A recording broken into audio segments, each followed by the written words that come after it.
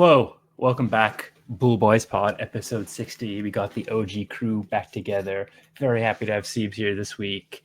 Brian returning, as of course. How is everybody? Siebes, how are you doing first?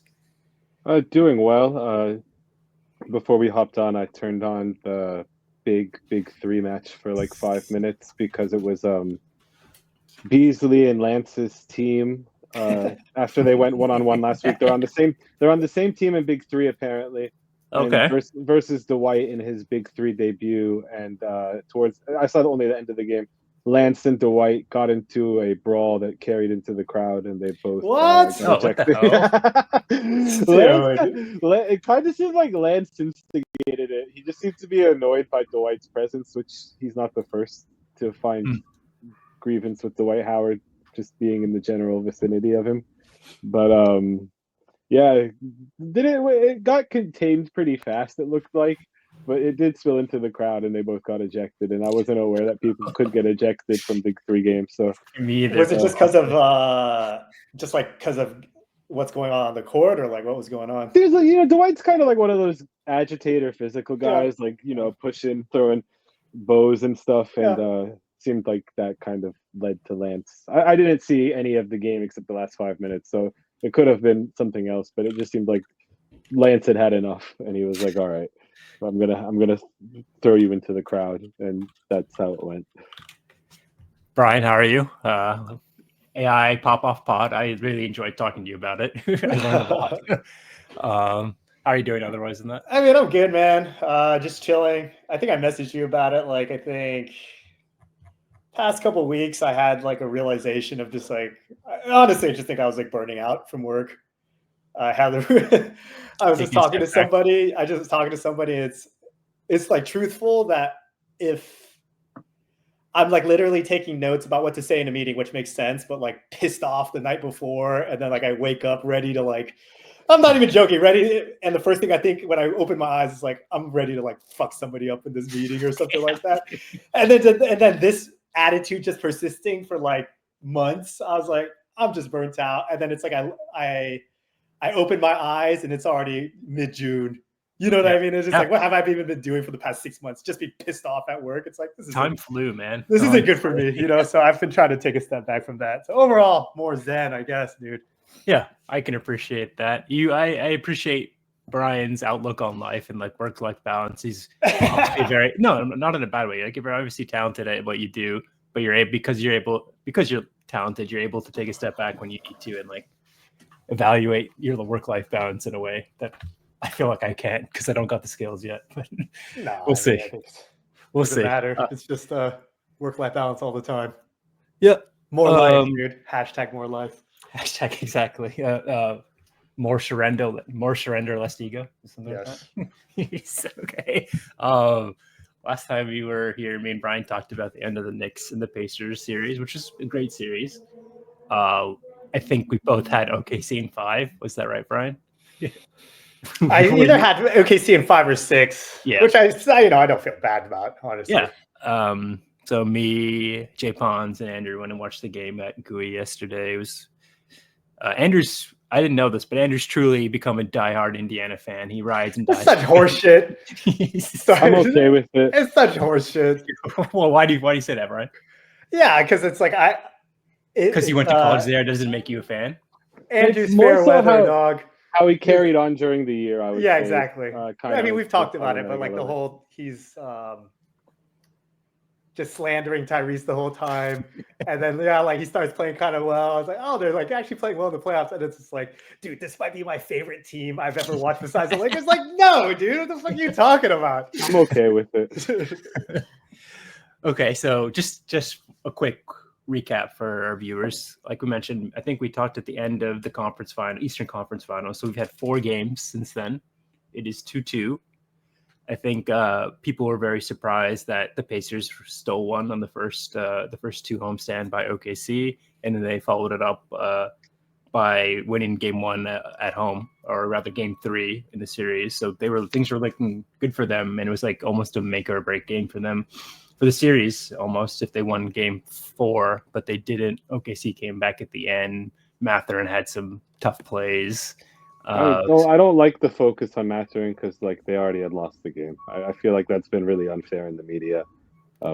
They basically had already lost, and then he didn't help. But the 4 free throws was not good, man. No, but it was already over. The game was already over. Yeah, it was just a bad look. It was a bad look. People are honing in on it like Ben Mathurin lost the game, and it's like I don't think so. I don't. But it was not a good look for him. But yeah, and then some clutch shots and bad fouls by Indiana in the last 2 or 3 minutes kind of seal it for OKC. Okay, Seems, what was your read first on the game and on the series so far? We've seen 4 games. What have you learned? It's so hard for me to be objective, as I've probably voiced my feelings on the team that shouldn't exist. I've voiced my opinion on them, but it's a lot closer than I think people thought it would be. And I said Thunder in 4, but it was not based on like any basketball analysis. I just feel this has been the worst sports year of my life, and I figured it would just continue. Like, that's a bit of a woe is me take, I guess. But like on paper, I'm not totally shocked. I mean, the Pacers, they've been really, really impressive all postseason. I said in the first round, it looked like they had a real chance to get to the finals. I don't know that I thought they would make it look as easy as they did, but they did. So it's close. I'm still not convinced this is like, the Thunder are just going to cakewalk and win the next 2 games comfortably and win it in 6. I feel like there's another twist in this. Kind of felt like yesterday even you were waiting for the Pacers to pull it out, but also there's a different vibe to that fourth quarter yesterday. It was like the first fourth quarter I can recall. They didn't have the magic, and the Thunder unfortunately did. Brian, your thoughts? Yeah, I mean, overall, I just feel it's a very good series. There were a couple moments. Yesterday felt like a true finals game. Super chippy, very slowed down. Probably too many fouls, to be honest, but it did feel as though both teams were getting some pretty decent looks, but because we're a little bit later into the series, both teams are kind of grinded down. People were just missing shots. People look tired. Exactly, but overall, the basketball is great. My continued thing that I've mentioned a bunch of times is that I can't say I'm surprised now, but I'm impressed by the Pacers. Yes, I thought they were good, but every round I was more or less kind of naysaying how good they'd be able to be, but they're toe-to-toe with OKC.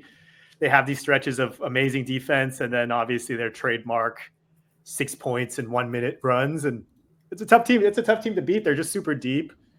When they were up yesterday, and it was, definitely was kind of calling it too early, but when it looked like they were just going to win before the end of the game, I was just thinking, just how deep they were, and that there's always a weapon that's willing to do something. TJ McConnell has stretches. Nesmith has stretches. Pascal's playing great. So, maybe that's just kind of the formula, I suppose, just be deep. It just kind of calls to attention for me, the Tibbs approach of, have 6 guys and run them into the ground. It's like, you can't really do this. It's a nice contrast, right? Yeah, for sure. I wanted to add, like, down the stretch, I thought Chet, I kind of like to see Chet go through these struggles, because I feel like he needs to learn that he can't cheat the bulk. Like, he definitely cheated the bulk in the offseason, and he needs to gain weight, and it's really uncomfortable to watch him out there. But he did hold up so fucking well against pretty much every switch in the last 2 or 3 minutes. I was like watching him move his feet. Indiana couldn't get a good shot whenever he was the primary defender. You could see like Nembhard, I think, tried at one point. Tyrese tried at one point, and that was like, you saw the true value of Chet in that moment. I feel like I was really impressed with him there. And then I feel like there's another point of the game that people have kind of overlooked when you're talking about the 10-point lead. It was like the third quarter late, and I think the Pacers were up. They ended up being up 9, but they had missed like 3 of 4 free throws. and if they had made all three, I think Toppin missed 2 and Pascal missed 1. And I was thinking in my head, like, this difference between like 9 and 12 points feels like it's going to end up being pretty big. And then Jalen hit a jumper at the end of the third, it cut it to 7, I think. And I feel like that's kind of where the game got decided. Like, the Pacers had the ball up 10 or 12. I want to say 10, and they had like numerous opportunities to kind of grow the lead out, push it to like 14, 16, and they just couldn't do it. And that to me was like, they're gonna regret this, and they ended up regretting it. That was like, as I was watching it live, I was like, fuck, you like really want those points in a game like this. I agree on your Chet point. I think he was quite a soldier. He was obviously hurt, and he kept like every time he would get on defense, he would like get fall over or like tweak his ankle anymore. And he kept getting up and he kept playing really good defense, even though like statistically it's not a great. I think 14 and 15 isn't really a great game, but I think he played really well in the fourth. I agree with Steve. That's pretty good. Yeah, it was fine. It's fine. It's nothing. It was nothing special considering his rebounding was really good. Yeah. Considering the other two put up, I think 30 or close to 30. Yeah, I think I also want to echo what Brian said, is that I didn't watch that much of the Pacers this year, and I understood that they played at like a frenetic pace and they like to play full court press and stuff. But what's really been pleasantly surprising from the games I've watched is like their role players are very good too. It's not like a system thing. Like Obi Toppin had a great game yesterday, like 15 and 7, right? Or I didn't even know he had that in him. Honestly. Yeah, same. It was really nice awesome. Yeah. Nembhard, you said Naismith's a really good player. Like I mean, whatever you want to say about McConnell is like he plays the right way and he wants to win, and he gives them a nice spark off the bench. And so and then of course Mathurin, who, yeah, he had some tough times there, but like he won them the game before, right? He had 27 the game before. Like he gives them something different, and I like the way he plays aggressively. Like so, this overall like idea I had of the Pacers just being like a Halliburton and Pascal run team that just runs really fast and everyone feeds off of it. It's true, but the players they have are really good too, and that has been surprising to me over the last 4 games. Yeah, talking about Chet quickly, going back to that point, yeah. I was kind of talking a little bit of shit because I was saying he looked like he was getting exposed, but it's like overall the game is good. He's a very tough player. It's just the bad moments where he's getting ragdolled or he's exposed, missing a board, and it's like, oh man, like exactly. He's just he can't skip the weight room basically. No, it's enraging because I'm pretty sure he told this like huge lie where it was like, yeah, I'm drinking 5 protein shakes a day. Like, all right, bro. Like, first of all, get a new nutritionist because like that's not really what you personally need. You need like weight gainer shakes. But I really do think if he's gonna need to gain 40 pounds in the next like 5 years, 6 years, I'd say 30 pounds in the next 4 years. That would be like my modest conservative goal for him. How much does he actually weigh for a 7-footer? He says, I don't know what he's listed at. He was 195 when he came into the league. 208. Yeah, I don't believe that for a I don't believe it, dude. Yeah, he's little pretty things he's picking up. That's like a lot of it is his weight not being big enough. So he doesn't have any muscle in his calves and ankles to support him, basically. Yeah. And he's still young. I think that he's such a good player that in my head, I was thinking he would be a little bit more impactful on the offensive end. He does get a decent amount of open shots that he's just missing. I do think it's the finals. Again, it's just very physical. So overall, I think it'll be a good moment for him. And regardless of what happens in the series, I think very highly of Chet, and I think he's just going to continue to grow. And I think he can be basically a 20-point scorer or very close to it. As his career progresses. Honestly. I think he's going to be like an all-timer, honestly. Oh, really? The defensive force as well. I think he has a chance to be like an all-time great player. Honestly, I wouldn't even doubt it. I think he's pretty good. If he stays healthy, because it's really uncomfortable watching him right now with the lack of weight. Like I wince a lot. Like, dude, like this is like watching a child get abused, basically. Like some of the stuff that happens to him, So to that point, I guess something that Andrew was really harping on yesterday is that he strongly believes that OKC should be playing Isaiah more and the other Jalen more. What do you guys think about that? Isaiah's been kind of shoved to the side a little bit. What's his difficulties in this series, and why is Dagnall not playing him more? Don't you think Andrew was proven wrong at the end of the game?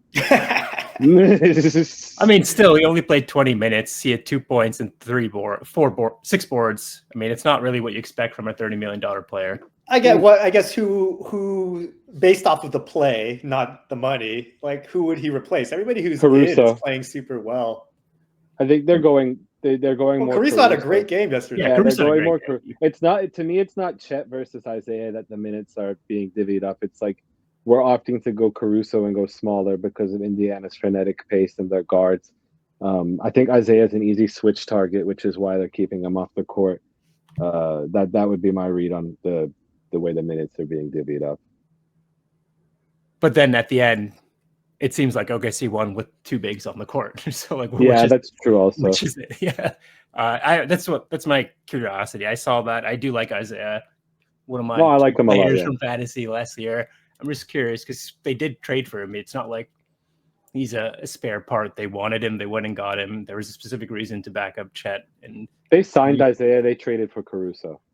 Yeah, whatever it was, they spent money on him. They're paying him $30 million a year and next year as well. So it's not like they expected him to be a bit part player in their calculus at the beginning of the season, at least.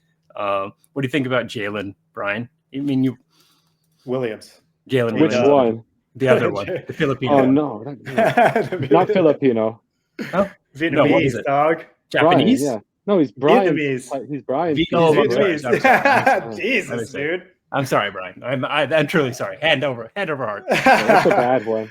I mean, I in the moments that he's gotten to play, he honestly is just pretty spot up. He'll hit an open jumper. For me, I don't think it's honestly too dissimilar as to why Isaiah is not playing. He feels a little bit clunky on the court, and Pacers' whole thing is how much pace they have. I'm just like, so it's like super subtle, right? But Tyrese will just be slightly ahead of his guy, pass ahead, 2 more passes, and then somebody's just wide open. And I think that Isaiah and Jalen Williams would be a detriment to that. I don't think that the few threes that Jalen would hit would be more valuable than honestly some of these other players that we could just be a better defender. Kind of a little bit more fluid in the offense. Like Jalen, a lot of the times is kind of like a dribble handoff guy, give it to Shai, kind of go out to the 3 and shoot a 3. It's like, I think that's just not what's needed at this time. And, again, I would love for some more Vietnamese minutes in the NBA finals, but I'm not too sad about, or, not sad because I'm not really rooting for them, but I'm not watching the game and being like, oh, it's like, put my home. Where are the Jalen Williams minutes? I'm not even thinking about that at all, basically. I think that's like the reason they're going with Kenrich over Jalen also. Kenrich is a lot more versatile defensively. He can move his feet better. I think Jalen is really plotting. And his primary value typically has been when all 5 starters are resting, he'll go get a triple-double in like a meaningless regular season game. That tends to be like what his legacy in Oklahoma City will be, I would say.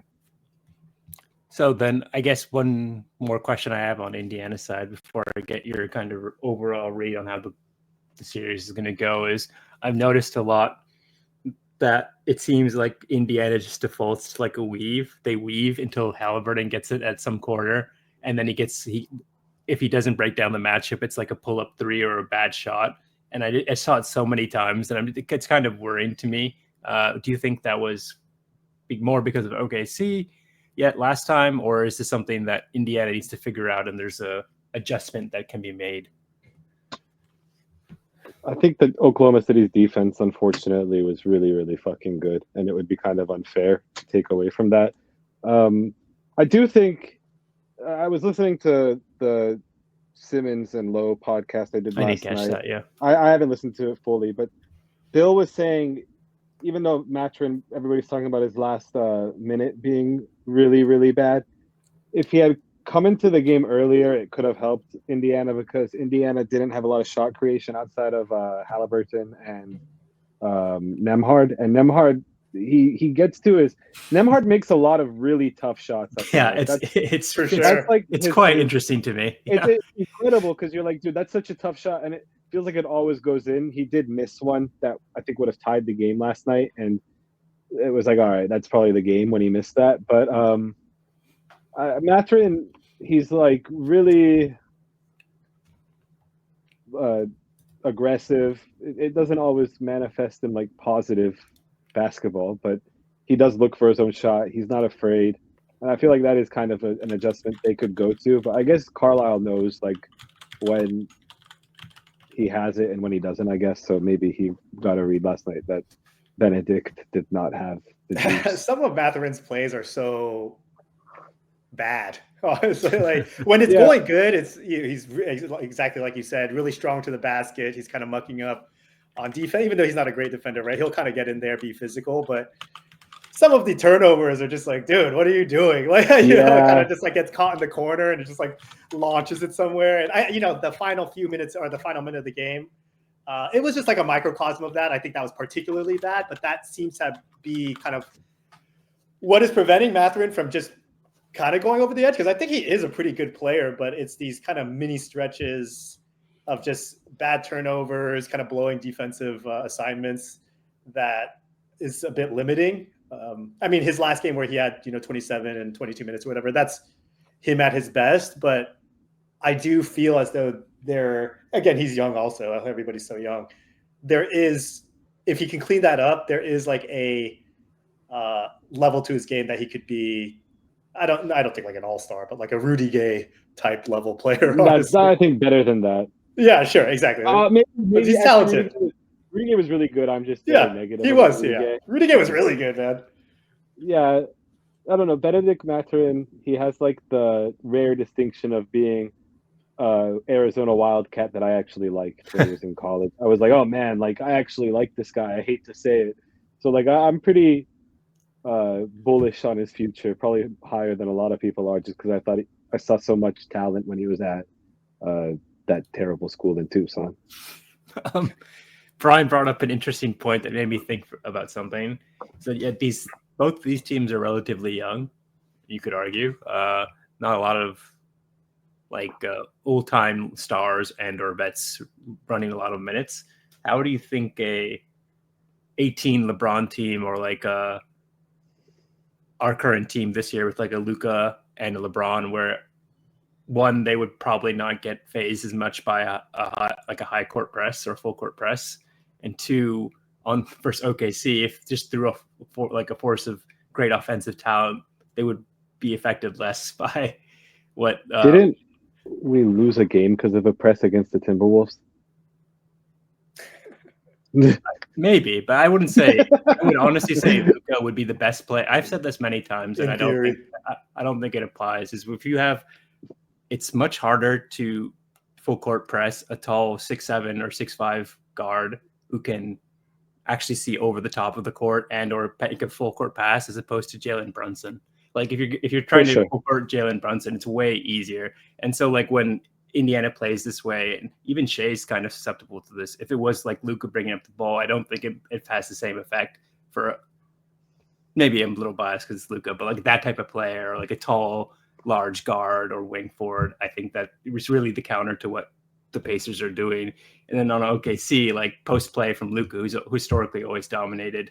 I'm using Luka twice because I like him a lot, and he's a Laker now, but he's historically dominated OKC, has he not? I think it's pretty clear, like even on Dallas, like because he's just taller and bigger than Dort and or SGA. So like I think it's a unique matchup of two young teams with very distinct styles, which is making it really engrossing. But I'm also curious to see like how a savvy veteran team would have fared in this situation against either of these teams. Any thoughts?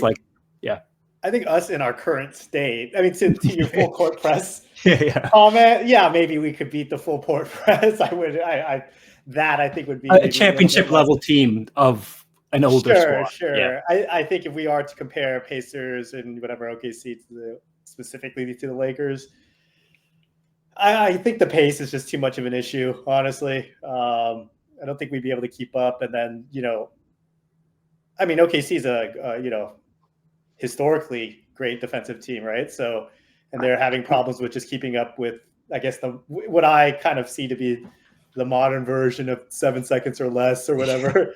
They're just kind of putting up so many shots, and the Pacers don't have the key to that lock, though. I feel the Pacers own us, don't they? I feel like the Pacers have beaten us, like swept us. So OKC's lock is what I meant to say. Oh, for sure. Pacers don't have the key to that lock because of 7 seconds or 7 seconds or less is what you would want from a defensive team wants you to take those quick shots. That's the key point, so you can get on the run. No, am I wrong here? Sure, but I feel with the Pacers, they're it's their whole central identity because of Tyrese. So it's I think it takes a stronger brand of form that it's like they're not just some team that's 7 seconds or less. It's like they're kind of the team right now that is kind of defining it. I feel like the Pacers give Oklahoma City trouble because there's not a key point to always focus on because their offense has so many guys that can give you like 6-point spurts. I feel like the Lakers are a little easier for Oklahoma City to stop in a situation like this. Give me a historical comparison then, maybe like trying to think, maybe 2019 Toronto. A little bit. I would go back a little further and probably go to like 14. 14 Spurs? Yeah, 14, but not as good, obviously. That was like the most beautiful, obnoxious basketball ever. How do you think Pop would have like navigated a full court press? I don't think it would have affected him the same way. But he also had Tony Probably Parker. not. Yeah. So I don't know. He had Ginobili and Parker. I feel like Ginobili was. I don't have any evidence to say this, but I could see Ginobili being great at breaking presses. Oh yeah, I like don't remember at all. Yeah, I don't remember at all. He's good at splitting the defense. Yeah, and things he was. Like that. He just seems like the type of guy who would have been crazy against presses. Like, and a lefty with like a herky-jerky motion. I think it works well. Okay. Anything? I mean, I just wanted to pose that question. It was interesting to me. But what do you guys think for the rest of the series? Who wins now that it's 2-2? A friend of ours was saying if OKC won yesterday, then it was pretty much over for the series. How do you guys feel about that? I don't know if it's over. Feels like it's not good, though, for the Pacers. No? No, it doesn't feel good for the Pacers. No prediction? The thing, I don't know. Like, this Pacers team, you always are like, oh, well, this was a fun run. I guess it's finally coming to an end. And then it's like, oh, shit, like, they just won Game 5 on the road. What the fuck happened? Like, they seem like that type of team. I don't know. It'd be nice if we got a Game 7. I'll say that. I'll go first, Ryan, and then you can finish. Is that I don't think this was like a momentum swinger in the same way Andrew saw it. I think that it's just 2-2, and like now we have 3 games, can go either way. I wanted to be Pacers in 6, but I don't think that the momentum has shifted uncontrollably back to OKC now. I think it's just even matchup. One team got ahead at the beginning, one team clawed back, and it figures to go that full 7. But I think there's just a part of me that thinks Indiana's going to win the next game, and then something's magical is going to happen on Game 6. But yeah, what do you think, Ron? I'll say OKC in 7. I agree. I don't think this is as big of a momentum shift as is seen. If anything, I think yesterday was proof of OKC's resilience and, just greatness as a team rather than the Pacers took it laying down. Because they were playing great for the most of the game. It was just a small stretch where they gave it up at the end. And I do feel as though, I had mentioned this in the chat, that there were moments where it did seem that OKC was pretty flustered, having trouble getting shots, Shai getting doubled super hard. And it didn't really seem like anybody else could, maybe except for Jalen, of course, but it just seemed like they were really kind of shuffling the ball and passing the ball and things like that. So I do still think that OKC is the better team. I thought yesterday was a very good showing. But they do seem a little bit more mortal than they did in the regular season. Yes, that's a good way to put it, Brian. I felt the same way. Yeah, exactly. Yeah, they seemed pretty infallible at some points. Yeah. And like, oh wow, are they like really this good? So it's like you can see what they look like when they're losing, because I think they just weren't losing that much. So you didn't really see what that was looking like throughout the year, but you can see how they could lose. But I do still think they're the better team. So or when their key players have that a little seed of doubt, like, oh, like Shai's not getting the calls, so they're just kind of looking around and stuff. Like there's a little seed of doubt in some I've seen in some of these games that I didn't see at all during the regular season. That's a good way to put it. I mean, I guess we do have to shout out Shai, right? He is pretty freaking good, man. Yeah, yesterday was goddamn good, man. Yeah, it's a little very good. I wish irritating, I'd say. I wish that they legislated the bullshit thing that he does out of the game. I feel like it's fucking ridiculous. Oh, the chicken wing. Yeah, it's chicken like, wing is crazy. It's pretty. I actually don't know that he scored a single basket in the fourth quarter without an offensive foul that he wasn't called for. Like, it was really hard to watch because people are just like flying away from him, and it's like, you think like, well, Scott Foster's a fucking piece of shit. I think we all know this. So like, I should have taken a bet on that game if I saw him when I saw him. Perhaps like we shouldn't be surprised, but even I'm surprised by like the depths of scumbaggery that Scott's willing to go to fulfill his role as the league's. Can I say something on that? So those two dead ball fouls really killed the game. I know. So well, I think at least one of them was pretty clear. The Mathurin ones. The Mathurin ones.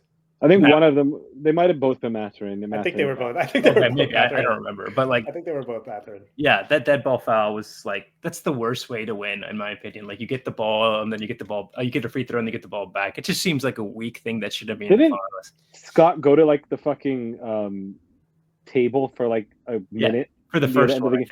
Yeah, and I was like, all right, dude, like, what, we have to have the camera on you now, man? Like, that's like literally what it felt like. It was like, all right, so this is Scott's. I joked in our group chat, Scott Foster's gonna be heard from before the end of the game, and it was like I didn't think it would be like this overtly, where he's just like the focus of the camera, and I was like, all right, whatever, man. Yeah, and not particularly the dead ball fouls because. One of them was pretty egregious. He was holding his hand. The other one, second one, less so. Yeah. I'm just trying to make a comment in general about, I don't know what the solution is, but tweaking the end of game stuff, because a lot of the times lately, the final 2 minutes of the game are pretty unbearable. Or not even 2 minutes, like 30 seconds are just unbearable to watch. Honestly, it's just dead ball every 2 seconds, just a lot of free throws. It's like that. I mean, which again, part of the game I get, and I don't have the solution, but it does seem to kill so much momentum when every play is reviewed. You know, it's like some of the calls seem kind of obvious, but it still takes like 2 minutes to make the final call. It's like just like something's got to give with that. I think there's a problem with the replay center because I watch basketball from like all over the world, and it's actually worse with the reviews at the end of the games, but they get through them significantly faster. And it's like, how does like the Brazilian league have like 6 reviews, but they take like 15 seconds each at the end of the game, whereas the NBA, it's like one review. It's like, oh, we're taking 3 minutes for this review. Can I be cynical and say it's like to fit in an extra commercial? I kind of lean that it's for TV. I mean, I don't think that's even cynical. I think that might just be true, honestly. There's a lot of basketball around the world. There's not as much TV timeouts. That's another thing. And so Scott Foster can get the odds in his ear, dude. Yeah, basically. He's just shuffling around. He's waiting for the odds, dude. He's waiting for the odds to make the final call, dude. Yeah. I had one more thing on this. So I can't. It's left my mind now. But I have one thing. Go ahead. There's a lot of stuff. Yeah. Do you guys kind of get the vibe that like it's really premature to say this because both teams are really young, but don't you kind of feel like there's this feeling of this could be like Indiana's one chance, whereas like you do feel like Oklahoma City has a pretty good chance of being back in the finals year after year. Maybe not the players, but it did feel like that in the arena, and maybe it's because that fan base has like 25 years between finals appearances. Oklahoma City, I guess they have 13 years, 14 years, but it did kind of feel like this fan base is getting really tight because they know like 25 years between, like, you don't know if you're going to be back. And Pacers have a few more older players, I guess. I just have started to get that vibe that, like, this could be their one and only. People are doing the whole Kobe game 4 in Indiana had like a similar soul crushing performance against the Pacers. I just am getting that vibe after last night. Like, that's like a traumatic loss for an Indiana fan base, I feel like. Two things on that I would say is one, that Indy just loves basketball too in general, right? So they're just happy to have it. They love it. More pure, dude. It feels like more pure. 49 other states. Yeah. I don't want to see Timothy Chalamet. Yeah, basically. I want to see Caitlin Clark, dude.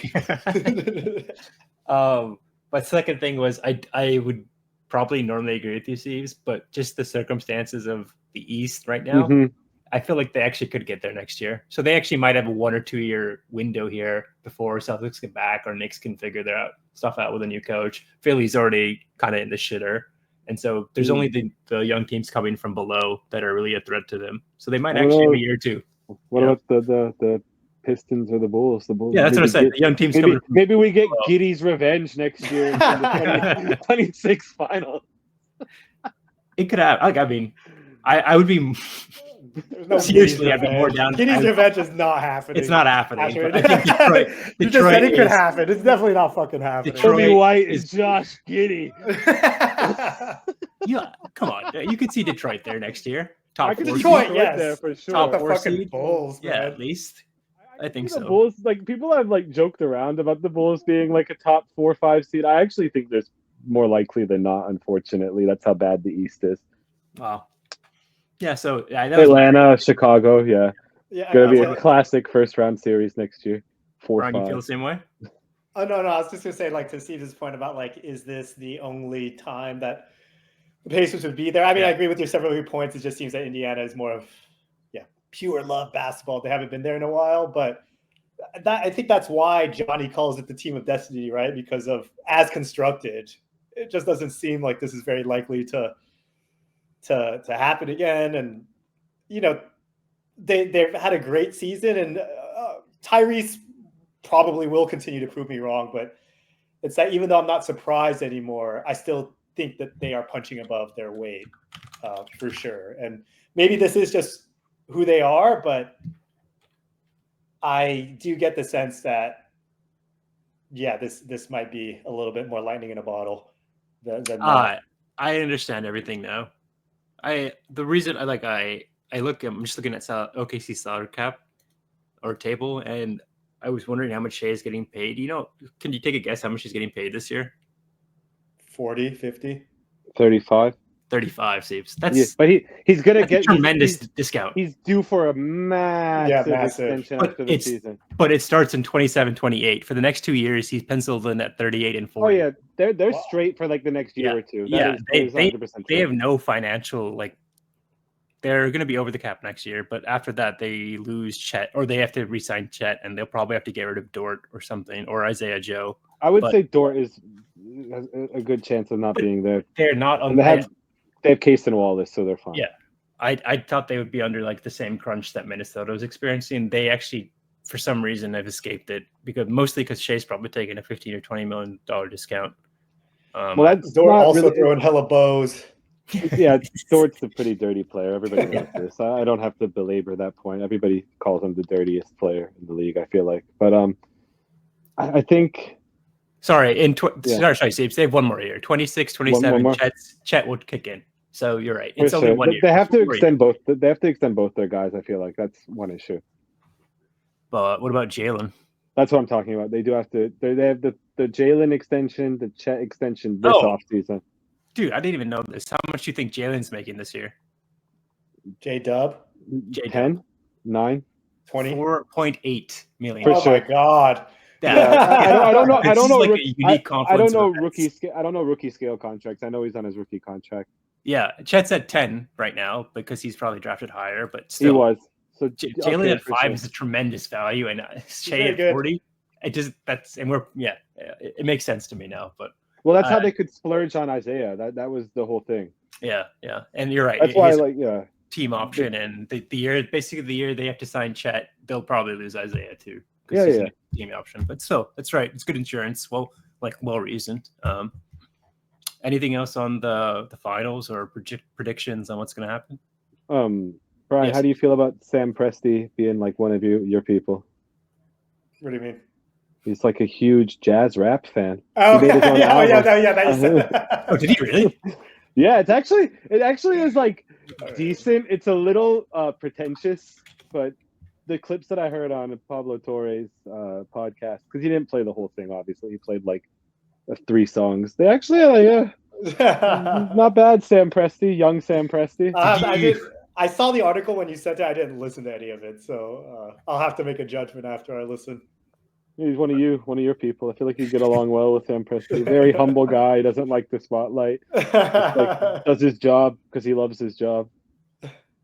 Did you find this out from Pablo Torre finds out, Steve? So I want to say I had heard about him being this type of person before, but nobody had ever heard the music because he basically had it wiped off the internet.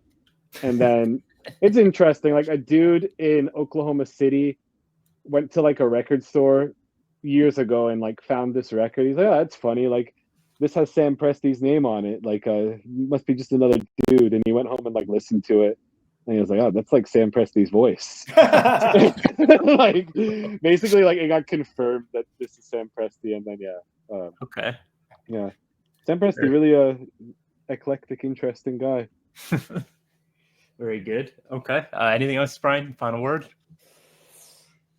No, I mean, we'll see. I guess it's the NBA is pretty interesting right now. That's all I got to say. For all the shit I gave to it during the regular season, I truly do love NBA playoffs. It's a good time. It's a different beast completely. Yeah. Honestly. Yeah. Okay. I thought we would finish with Bool or bust. Unless you guys have any other things you want to talk about, we can move into that. Anyone want to go first? I can go. All right, Brian, tell us. It's been a long time since we've done one of these, so you must have a lot of Bool or busts, or at least good ones. Yeah. Now I feel like I'm on the spot. I mean, easy Bool. I was able to get a Switch 2. I haven't played it yet. Oh, okay. But shout out Costco. Costco stocked it on the DL, and it was Justin actually who he called me and said, "Oh, Costco has it in store online. You should just go buy one." So there you go, cop one. Let you guys know how that should be, but preliminarily should be a pretty good Bool, I would say. Switch is goated. There's no good games out right now, really, except for Mario Kart. And I'm not a big Mario Kart person, but Nintendo, as always, will always pump out the bangers.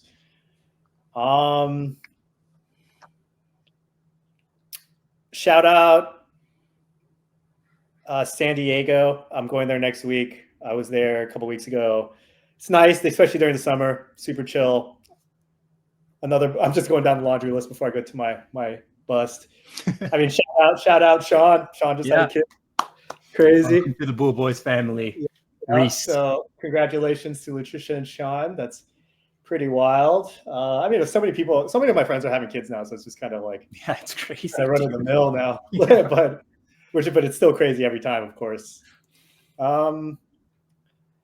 Yeah, bust. It's just like fucking, I don't know, tech, AI. I'm kind of just getting sick of it. The internet. I feel like, I've made this point so many times throughout, the past year or two, but I just feel like truly from 32 to, I'm turning 33 in, 4 weeks or something like that. 32 to 33 was the first year that I would truly say is that just getting too old for some of this shit online, dude. It's just such epic brain rot. Like my cousin, he's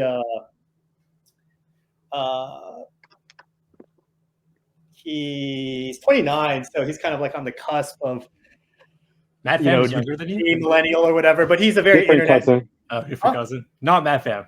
Not Matt Fam. I'll bleep it, don't worry. not my family. It's one of my younger cousins. He's like 29 years old. And like I pay attention to like streamers and stream stuff, but this is just kind of like a funny anecdote, but we were watching TNT on the last day of Inside the NBA on TNT. And he likes basketball, but he kind of just wasn't paying attention. So I was just giving him a hard time, like, oh, like, what the fuck do you like to watch? And he's like, oh yeah, I like really like watching streams and shit like that. And I was like, all right, well, like we'll pop something on. Again, I'm like pretty familiar with like the stream world and stuff like that, but I don't really watch streams, but I just see it on like YouTube clips and all that stuff. And I was like, oh, like who do you like to watch? And he mentioned that he liked this streamer named Extra Emily. She's just like some cute Asian girl. I know what you're talking about. That acts very cute, and we had like 20 minutes to burn because my other cousin Matt, we were all having dinner together. I was like, all right, we'll just like watch this for like 20 minutes, right? It's just like ultimate brain rot. Literally, nothing's going on. She's just like acting all cute, and then I was just being like, oh, like so you watch her because you think she's cute, right? And then he's just like, nah, she's alright. I'm like, get the fuck out of here. You're wrapped in some kind of self-cope about like, why you're watching this thing because there's no, I mean, again, I'm not the audience, but I think. How old is he? He's 29, so he's not young. That's not really like, it's not the same generation, man. Yeah, that's it. He's like either an old Gen Z or like the last of the millennial. Yes. So it's like he's right at the cusp, but I was just. And just like things on the internet, I mean, again, I'm just kind of repeating points I've made in the past, but it's like all of this brain rot stuff is just so exhausting, and I just kind of find it disgusting. And it's just going to be worse with AI and stuff. So it's like, that's just my 2 cents. Basically. Can I add on that, Brian? I know who you're talking about, and actually, like over a couple weeks ago, I think there was I get most of my information on like the youths these days through live stream fail. Yeah, like if you can get the opinion. And there was a big thing about one of Extra Emily's friends, like NMP Law, and his wife. Like he was like they got a divorce, and like I know this story. What you know what I'm talking about? I came across it. Yeah, like it truthfully I don't know either, but like her mother had cancer and she wanted to go back to Norway, and apparently he was like abusive or something, or like manipulative, and then she sued for like half the money that was made during their time together. So he just basically stopped streaming until his divorce proceedings were done, just so he didn't have to pay her money. Like absolute scumbag stuff. And then now they're moving to Kick apparently, and that's a big thing. And it's just like, you're right, it's absolute brain rot. They just buy these mansions and they just sit around and do nothing. It's just like the absolute worst. I know it's not for us, and it's like for like teenagers and stuff, but like I just could not fathom wanting to watch that over like a sports match or like even playing a video game. I think it's like a different level of brain rot, Yeah, because and this is why I say like 32 to 33 is like I'm just getting too old for this shit, because I'm somebody that's on the internet a lot of big I knew what these people are. Yeah. But it's like the first time that I'm just seeing some of the clips and stuff and seeing people get so passionate about it on like comments and things like that. It's like, dude, y'all need to, I say that because it sounds like an old person thing to say, but it's like, dude, y'all need to go the fuck outside. You know what I mean? Like, instead of watching people hang out, why don't you just go fucking hang out with somebody? I think that's my big thing, right? Yeah, Good point. Just watching people hang out. I gotta say, I don't understand. I'm with you, Brian. You're not alone, man. Like shit like that. Yeah, I think like at least when you're watching somebody play a game, you're watching some sort of media, but when there's people sitting around doing all kind of like this, you can acquire skills or like tips and tricks or something, but like just watching people do nothing makes no sense to me. I've just found it very exhausting recently, and I don't know what the shift is for me, but I think there is one coming, I think. Okay. Right. I don't know what I mean by that. I don't know what I mean by that. I don't know what I mean by that. Very foreboding and menacing. I just mean by like, like trying to use Reddit less or something. Nothing crazy. Yeah, I can agree with that. Hey, by the way, Happy News Month. So I can use Reddit again. Your thing, Skip. What did you say? My Reddit did. So I can use Reddit. No, that's tremendous. I feel like this is such an overlooked thing that like, you say, I don't know what happened, but I feel like an IP band is pretty aggressive. I said explicitly, pretty bad. I said something a little negative against rednecks from the South. I think that was the initial ban. But on what subreddit? On I can't even remember, dude. It was like 7 years ago. But after that, I just kept making new accounts because I didn't respect the ban, and apparently that's the reason for an IP ban is ban evasion. Oh, okay, So, that actually does make sense. That actually does make sense. Okay. Very good Bulls or bust. Any more? Yeah, I kind of was just. That's a good pop off. I like it. I enjoy it. Yeah, exactly. I was basically just popping off, but yes. Steve's Virio. I'll go. Sure. Just we'll start with the bust, and it's minor. And I wasn't going to say it initially, but I was reminded. I think that R. Irvine is potentially the worst place on the internet. It actually makes me angry when I read it. Because I think quite lowly of Redditors to begin with, and I also think quite lowly of most Irvinians. And I feel like this subreddit combines Irvinians, residents of this lovely city. I think when you combine the two, you actually get the lowest class of human on the planet. I maybe not the lowest class. There's certainly worse people right now, but they're definitely the worst people on the internet, second worst people on the internet. But yeah, I hate it a lot. It makes me quite angry. Just you guys just sound like bitches. You need to go the fuck outside. What the fuck is your problem? That's what I mean by exhaustion. We need to band together against the e-bike children. It's yeah, it's a problem. You sound dumb when we need to band together and go to City Hall. Gonna be an angry mob of fucking 35-year-old. I don't know. Just fuck off. Get a life. Go read a book. Go watch fucking basketball. Calm down. Nobody likes the e-bikes. They are a bust. I think we've covered it here before, but we have. It's just the way that Redditors talk about things in general is very insufferable. And then you combine Irvine people who are also very insufferable, and you get the most insufferable people in America. I guess I'll say another subreddit that I think is a huge bust is hip hop heads. I hate the people on that subreddit a lot. I think they don't know music. They just they all think they're Anthony Fantano, who I actually am quite fond. I think Anthony. Yeah, Fantano's fine. Honestly. He's okay. I don't agree with him a lot, but he's fine. He's not the worst. They all think they're him though, and it makes me laugh quite a bit. It's you guys just you don't understand music. They probably look like him too. Yeah. I honestly, I think that's very true. So then I'll get to I have 4 quick Bulls. All right. Been on for a while. We'll start with the chronological. This is 3 weeks in the making, but Fenerbahce, they won the EuroLeague, and my boy Nigel Hayes won MVP. I was very proud of him. I follow all the Badgers from 2014, 15. Actually, I follow all Badgers when they go play overseas. I want to see how they're doing. And Nigel has probably had the best Mourinho's career. The coach there, so. No, I'm talking about basketball, bro. Oh, Fenerbahce, okay. Yeah, EuroLeague, not Europa. Europa was the disaster match between Tottenham and United. But Fenerbahce, they won EuroLeague. Nigel Hayes Davis, I believe is what he goes by now. He won EuroLeague Final Four MVP. Really happy for him. It's been quite a journey. And I like seeing Badgers have that sort of success. Seems like he's beloved by that fan base, and it seems like he might be looking to come back over to the NBA if an opportunity arises. And the Lakers should give him a look because he would help us. So, yeah, props to Nigel Hayes Davis. Proud of him on Wisconsin.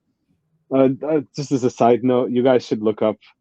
There was a very contentious Greek League final between Olympiacos and Panathinaikos. They had to postpone a match because both owners were taking the other owner to court over clay. It was really classic Greek basketball drama. Both owners ended up getting banned from future matches. Okay. At one point, I want to say Evan Fournier flipped off somebody in the crowd because they were talking shit to him.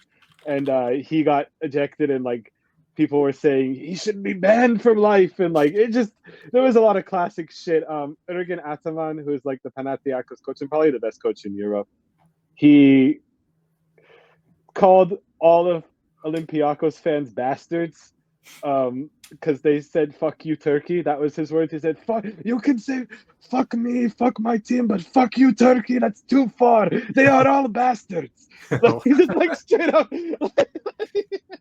like it really was some of the best social media content I've seen basketball wise this year, and I would recommend everybody go check that saga out. Also, he called Sasha Vezenkov a fake Greek person. Which after his team lost 3-1 in this finals, like Olympiacos won the finals, and I guess this is a Bool / bust because it was just like drama every day. I was tracking it and I was like, I love this. This is the type of shit people like in sports. But back to the real Bulls, I'll get through them quickly. The Adam Friedland show's back for season 2, and I would recommend it. It's a very entertaining interview / podcast show on YouTube. Kind of like the direct descendant of Cumtown, which was, the classic podcast. It's only Adam now, and he's just kind of funny. He had Anthony Weiner on for episode 1, and it was pretty entertaining. That's Mad Men guy, right? Huh? Anthony Weiner. His name's Anthony Weiner. Yeah, Anthony Weiner. No, that's Matthew Weiner. Anthony Weiner's the dude who had the documentary filming when he got basically kicked out of politics for having pretty bad sexting scandals. And he's making his return to public light. And Ashwin's frozen on a very chill picture. That's a dank freeze frame, dude. I guess I'll finish my last two. I would screenshot that.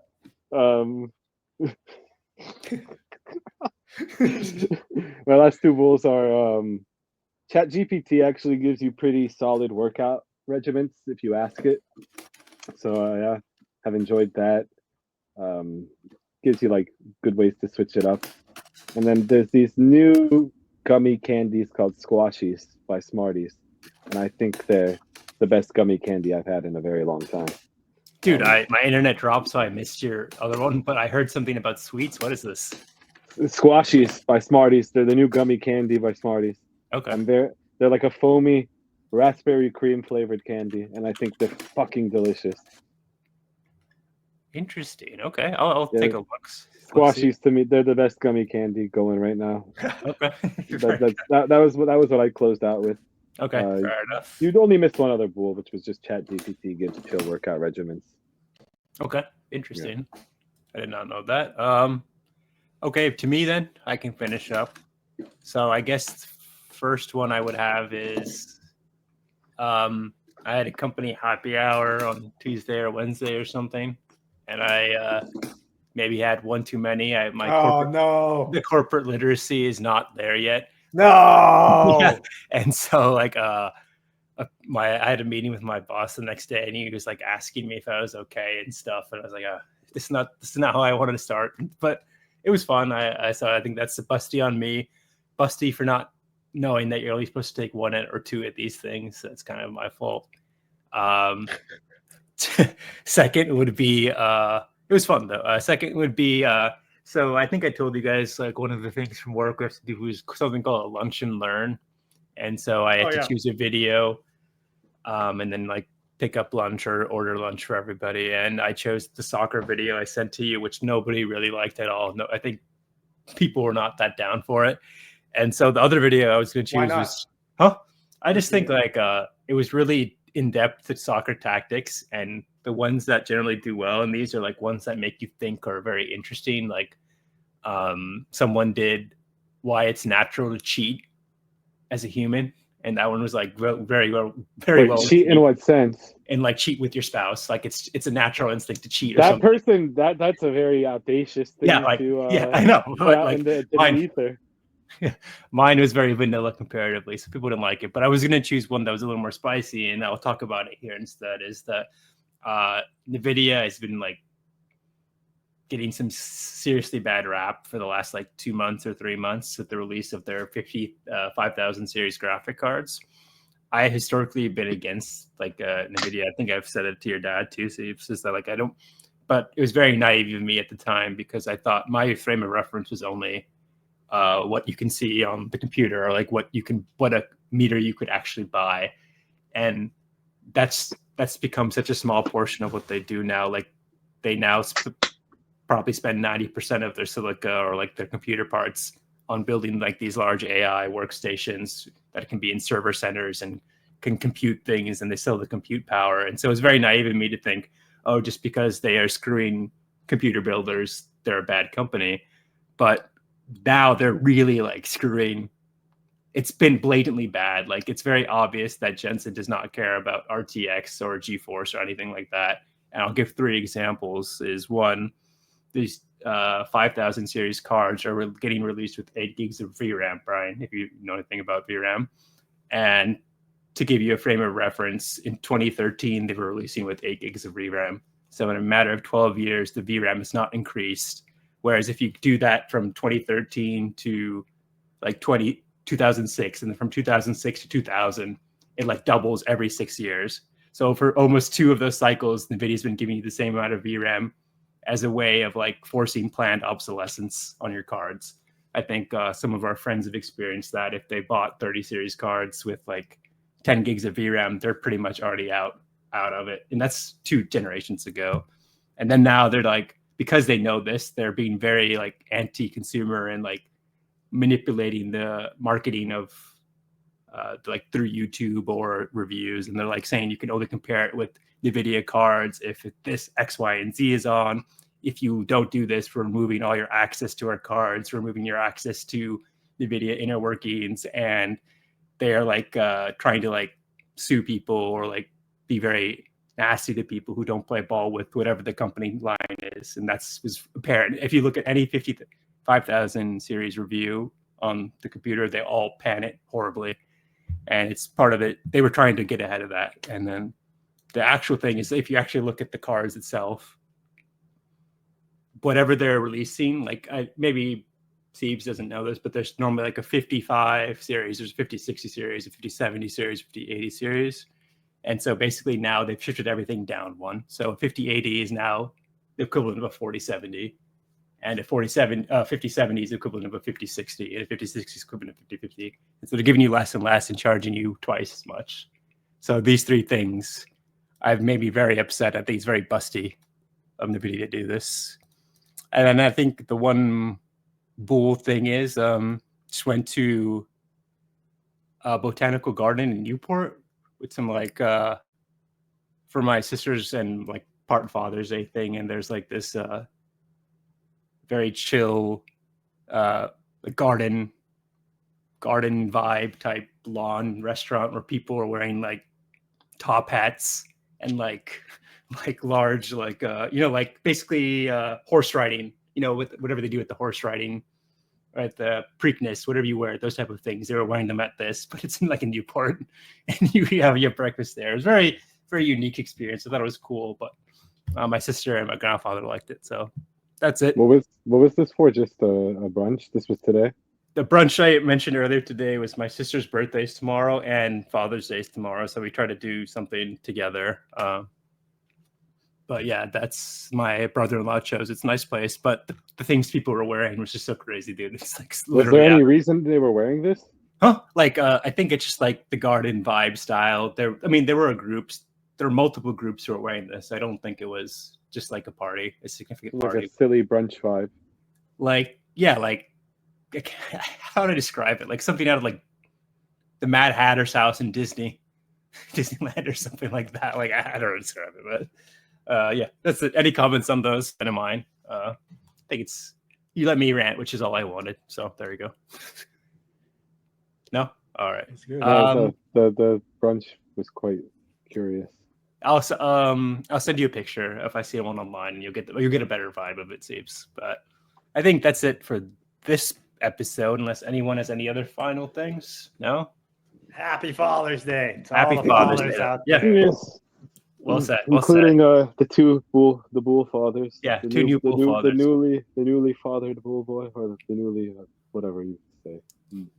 We get it. New child having father of the Bool boys, and the one who's now old news. Yeah. Yeah. And there's a new kid on the block. Yeah. The first son of Bool boys. Yeah. Okay. No, whoa, bro. Not Lego's fault at all, dude. Come on, it's not. It's the father's fault. Okay, fair enough. I hope he listens to this. I do too. Otherwise, yeah. All right. Well, thank you to my two homies always showing me for the pods. Always appreciate when they come on. Always happy to talk to them. See you probably not next week, but whenever we can, we'll come back and we'll give you a pod. So appreciate it, guys. Anyone who listens, have a great weekend. Take care, my friends.